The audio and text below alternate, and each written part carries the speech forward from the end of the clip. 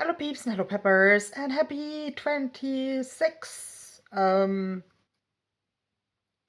yes, I finally managed to decorate the bed here like the way I wanted, like Daisy here and Bussy here and like a small journaling booklet in the corner and like nothing discreet around here, and a new funny hat that I was like about to finish, but I realized I can't finish it today.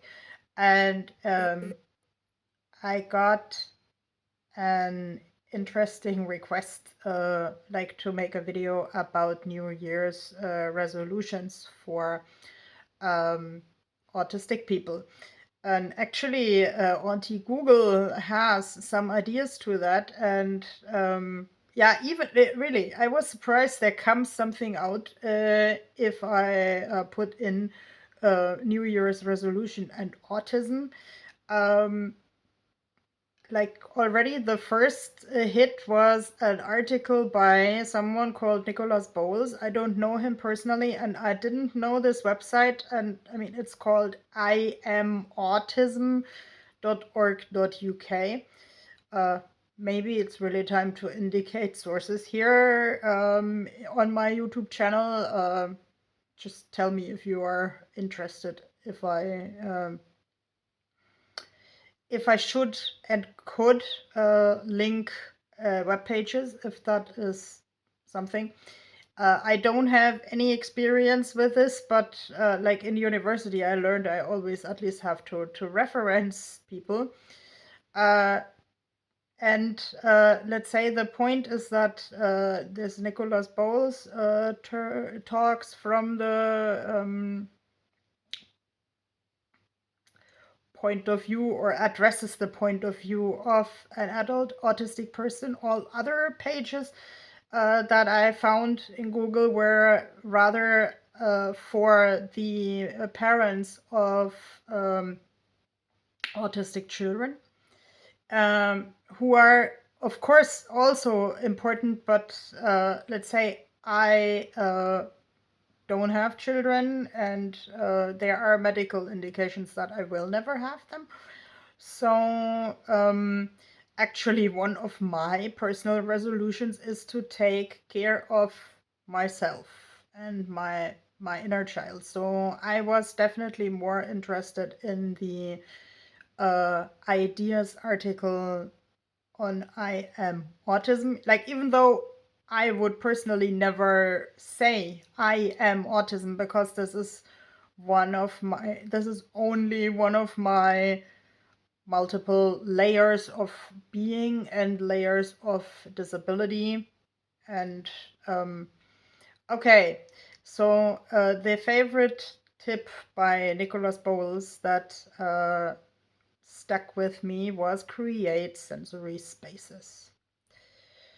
And I would actually say my bed is a sensory space. Now that I had this breakdown seizure thingy and needed to rest, I actually discovered the joy of just laying in bed, falling down a rabbit hole on YouTube on vintage Barbies, and figuring out one more time that my childhood is vintage and I am a dinosaur.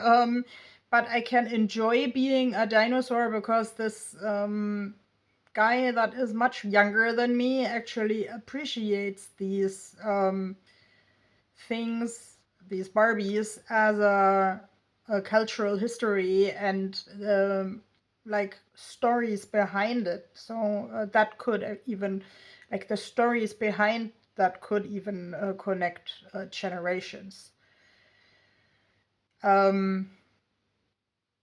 And like talking about creating sensory spaces, like it's my understanding that Bowles meant like a corner in a room, or like meant a room. And I mean, I purposefully wanted to make this video while there is still a certain amount of daylight. I mean, the daylight is declining because I used all the daylight for watching Barbies.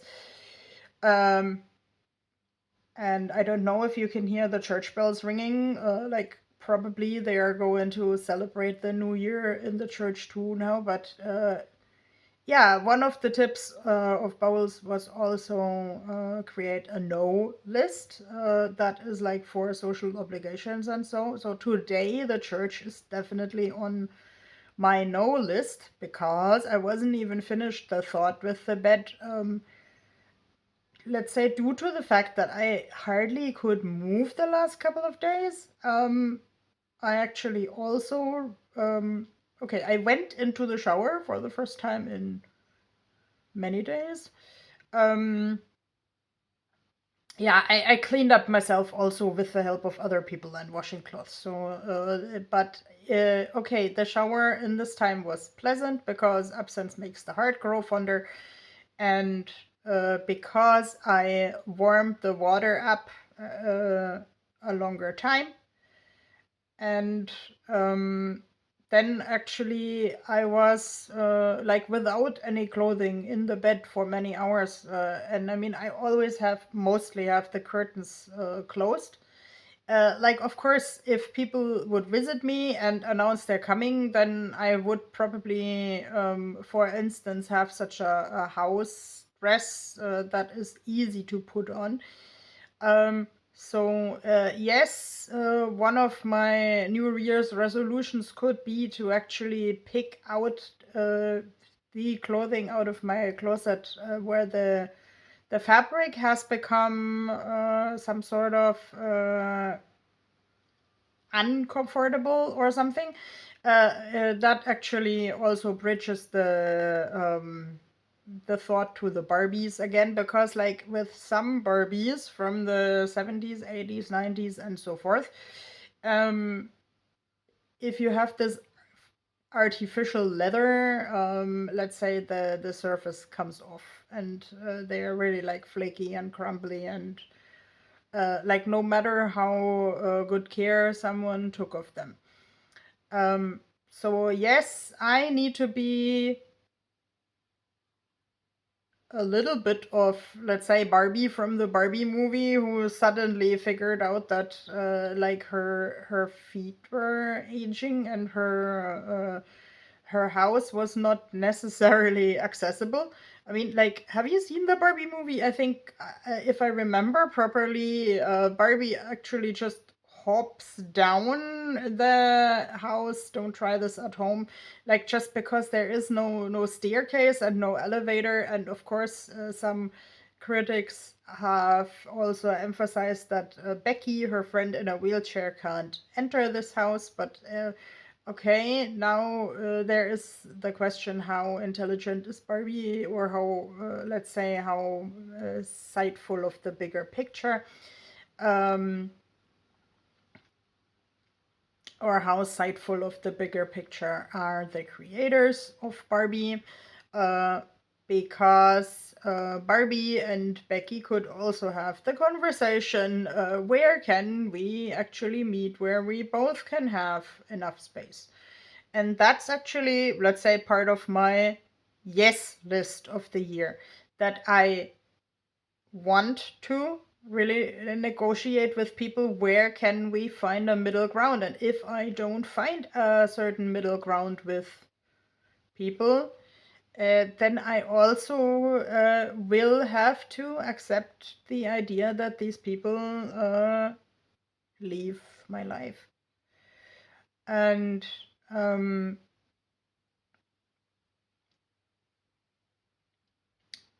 one of the good aspects of like a page for parents of autistic children, where I actually don't remember the domain, and I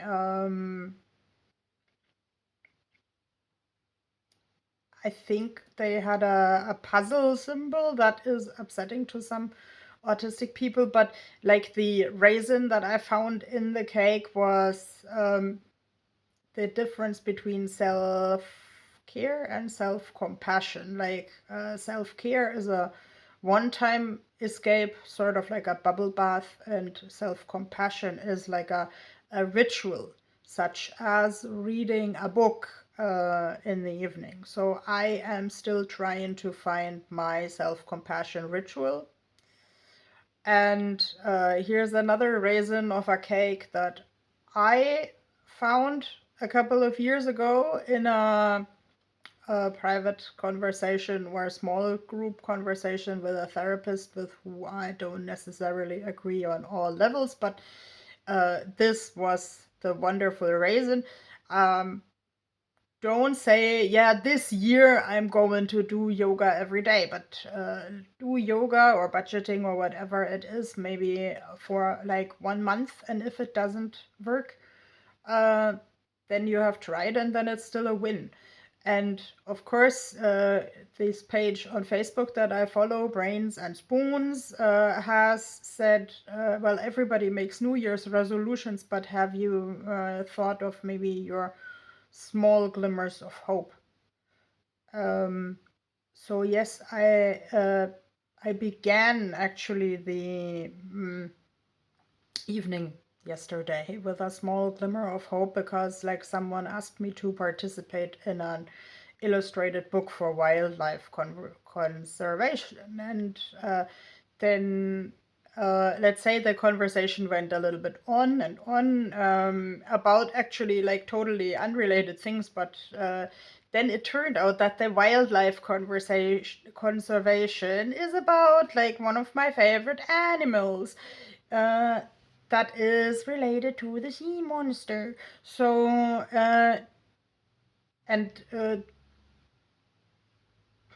I won't give away too much because I still don't know how this project evolves, but there were so many synchronicities and so many uh, like real life parallels to the sea monster that I went like, wow, what does the sea monster always do in my story? Oh, wow.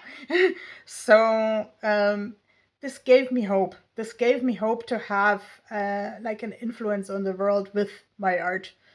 And like in the spirit of not pressuring myself, like Nicholas Bowles also emphasizes we are not to pressure ourselves. I will start a small journal that is like really only small enough for the month. So if that doesn't work, then I can abandon the habit after the month, but maybe then I have a good habit and maybe I can see some patterns and maybe even I can send this away in an envelope to a pen pal so the pen pal would understand me better. But